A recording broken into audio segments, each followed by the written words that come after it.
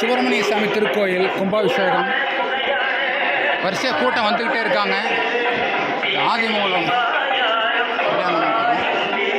கிட்டத்தட்ட 575 படிகள் இருக்குது. மக்கள் வந்துக்கிட்டே இருக்காங்க.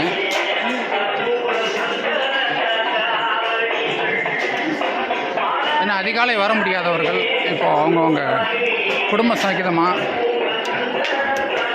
வந்து இங்கே திருக்கல்யாண மண்டபத்தில் எழுந்தருளி இருக்கிற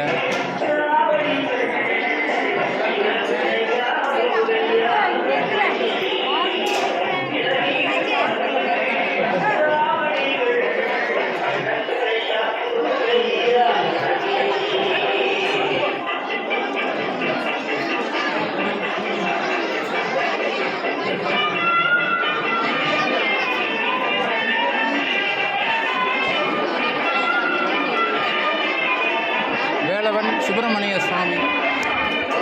இவர் தரிசனம் பார்க்கறதுக்கு தான் இத்தனை மக்கள் இருக்காங்க. அதுதான் பிரதான மண்டபம். இதை வந்து திருக்கல்யாண மண்டபத்தில் முழு உருவ சிலை அலங்காரத்தோடு வச்சுருக்காங்க. இதை முடிச்சுட்டு தான் பிரதான மண்டபம் போகணும்.